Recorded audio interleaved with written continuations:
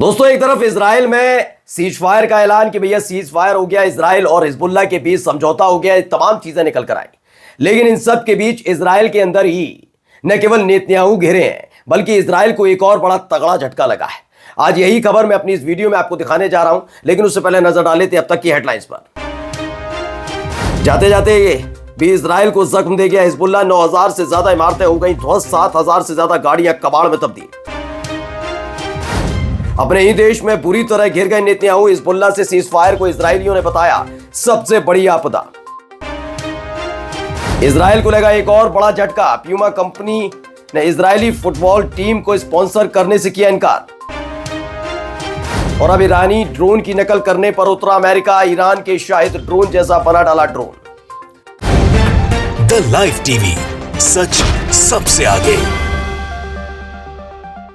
नमस्कार, मैं हूं प्रज्वल गौतम और आप देख रहे हैं द लाइव टीवी। मैं वीडियो की शुरुआत करूं, लेकिन उससे पहले एक अपील करना चाहूंगा। जो स्क्रीन पर आप क्यूआर कोड देख रहे हैं उस पर जितनी संभव मदद हमारी मदद कीजिएगा। आपका प्यार, दुलार, मोहब्बत, दुआएं लगातार हम तक पहुंच रही हैं, उसके लिए तहे दिल से शुक्रिया। लेकिन इसके साथ साथ ये भी अपील करना चाहूंगा कि जो शेयर है वो जरूर इस वीडियो को शेयर ज़्यादा से ज़्यादा कीजिएगा और लाइक करना मत भूलिएगा। मेरा पुराना वाला टारगेट है, आप याद रखिएगा। मुझे तकरीबन हर वीडियो पर 10,000 लाइक चाहिए। मुझे मालूम है आप मेरे वीडियोस को देखते हैं, तमाम चीज़ें होती हैं, लेकिन इन सब के बीच लाइक करना मत भूलिएगा। मैं इसे आशीर्वाद, प्यार के तौर पर आपको लूँगा, क्योंकि इससे क्या होता है ना, इससे ज़्यादा से ज़्यादा जब लाइक आते हैं तो हमारी टीम को पता लगता है कि उन्होंने बेहतरीन काम किया है। इसलिए लाइक करना मत भूलिएगा। और बिना देर की आपको खबर की तरफ लेकर चलता हूँ। देखिए, खबर ये वाली सबसे पहले आपके अपने चैनल द लाइव टीवी ने दिखाई दी, सीज फायर हुआ। लेकिन सीज फायर से पहले मैंने ये भी आपको तस्वीरें दिखाई थी किस तरह से हिजबुल्लाह ने हाइफा और किर्यत शिमोना इलाका है इजराइल का, वहां पर ताबड़तोड़ बमबारी, रॉकेट दागे थे।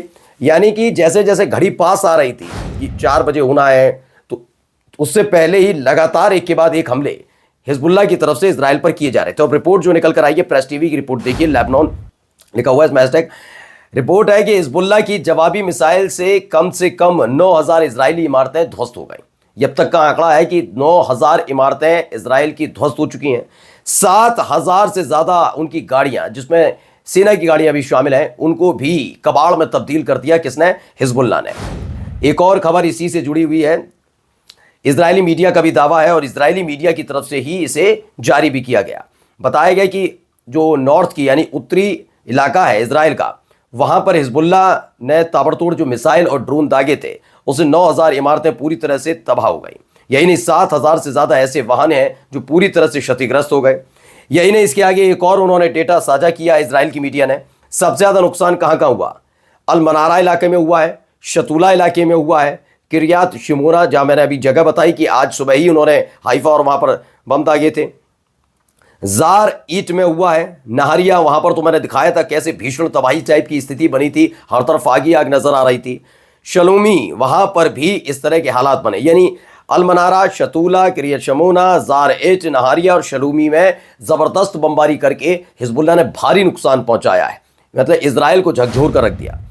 बताया किर्यत शमोना में विनाश मतलब कल्पना से परे है। इतना जबरदस्त वहां पर बमबारी हुई है कि हर तरफ अगर जहां भी नजर उठाकर देखी जाए ऐसा महसूस होता है जैसे गजा जैसे हालात बन गए। मैं इसलिए कह रहा हूं क्योंकि गजा के अंदर आप जाकर देखेंगे, जब जब वहां से तस्वीरें निकल कर आती हैं, दोस्तों आपने तस्वीरों में देखा होगा कि भूख से तड़पते बच्चे, भूखे प्यासे बच्चे, ये तो है ही हैं।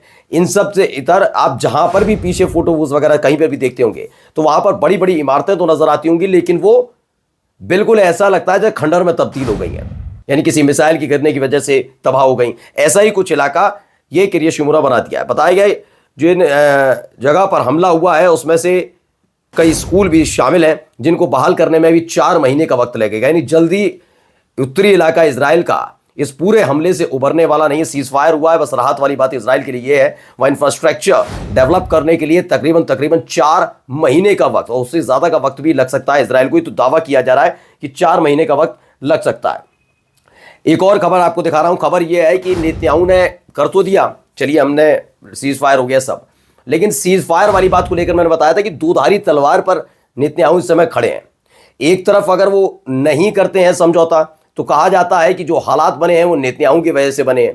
तो नेतन्याहू ने क्या किया, सीज फायर कर लिया, लेकिन अब अपने ही देश में गिर गए हैं, क्योंकि अब 2 बड़े मुद्दे हैं। पहला ये कहा गया कि ये संघर्ष शुरू करने की जरूरत ही क्या थी, ये पहले भी रोका जा सकता था, जो तबाही उत्तरी इजराइल में हुई उसे रोका जा सकता था। यही नहीं, अब तो ये भी कहा जा रहा है जब हिजबुल्लाह से कर सकते हो समझौता तो हमास से क्यों नहीं।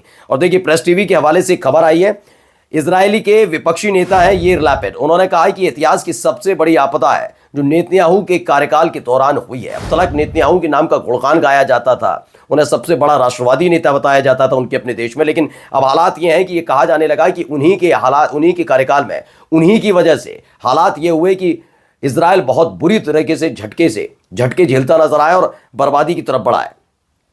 देखिए क्या क्या खबर है इसमें जरा बताता हूं। लैपिड कहते हैं इजराइल को युद्ध विराम के लिए मजबूर किया गया। वो साफ साफ बताते हैं कि अगर जो लोग कह रहे हैं कि हिजबुल्लाह ने भीख मांगी थी, मैंने खबर दिखाई थी ना, वहां की इजराइल की मीडिया क्या कह रही थी कि हिजबुल्लाह लड़ा के भीख मांग रहे थे सीज फायर की। नहीं, इजराइल के एक प्रमुख पार्टी के विपक्षी नेता साफ साफ कहते हैं हिजबुल्लाह नहीं, इजराइल ने आगे आकर मजबूरी में आकर हिजबुल्लाह से सीज फायर किया है।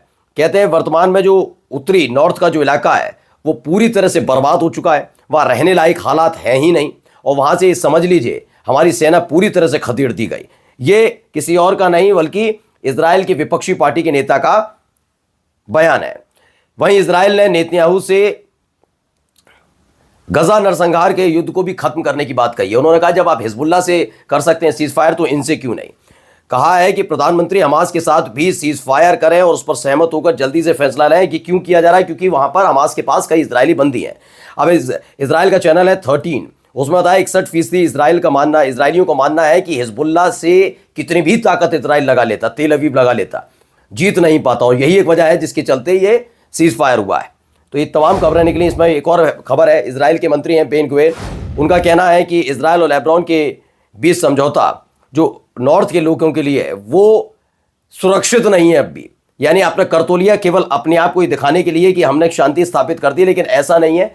नॉर्थ और इजराइल लगातार धधकता रहेगा, ये कोई और नहीं बल्कि नेतन्याहू के खास मंत्री कह रहे हैं। अब एक जो झटका लगा वो पहले दिखा देता हूं। प्यूमा है कंपनी, उसने अपने देखा वो फुटवियर वगैरह बनाती है और ये स्पॉन्सर भी करती है, कई क्रिकेट टीम्स को भी करती है, फुटबॉल टीम, मतलब जो स्पोर्ट्स से जुड़े हुए जितने भी स्पोर्ट्स हैं उनको ये स्पॉन्सर करती है। अब तक कहा गया कि इजराइल को भी स्पॉन्सर करती रही, लेकिन अब क्या फैसला है, प्यूमा ने इजरायली फुटबॉल टीम के साथ अपना जो समझौता था उसे खत्म कर दिया।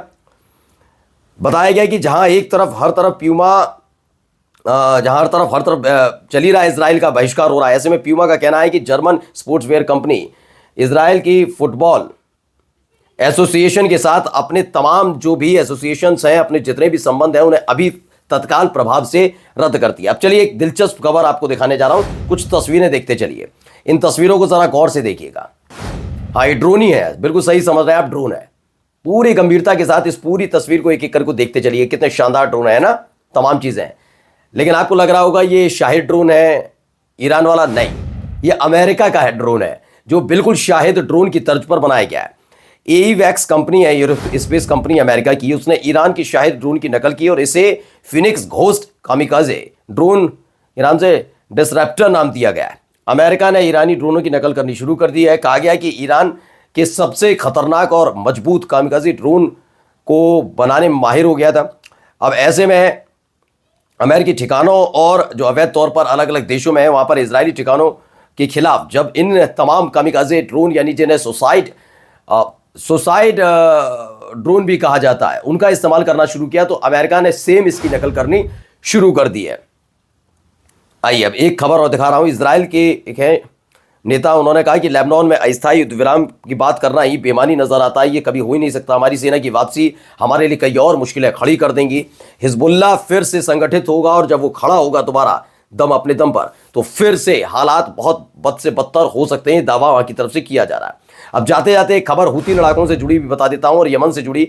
यमन की सेना की तरफ से दावा किया गया है कि अमेरिका का जो एक एयरक्राफ्ट कैरियर है उसे रेड सी से यानी लाल सागर से खदेड़ दिया गया है। दावा किया गया है कि अपने ऑपरेशन में यमन की नौसेना ने रेड सी से एक अमेरिकी जो एयरक्राफ्ट कैरियर है उसे खदेड़ दिया, जिससे उसे अरब देश के खिलाफ अपने हमले बंद करने के लिए मजबूर होना पड़ा और भाग जाना पड़ा। तो अब तक की आपको ये मैंने खबर दिखाई, सीज फायर कर तो लिया, लेकिन अपने ही देश में नेतन्याहू के खिलाफ अब झंडा भी बुलंद हो रहा है। नमस्कार। द लाइव टीवी, सच सबसे आगे।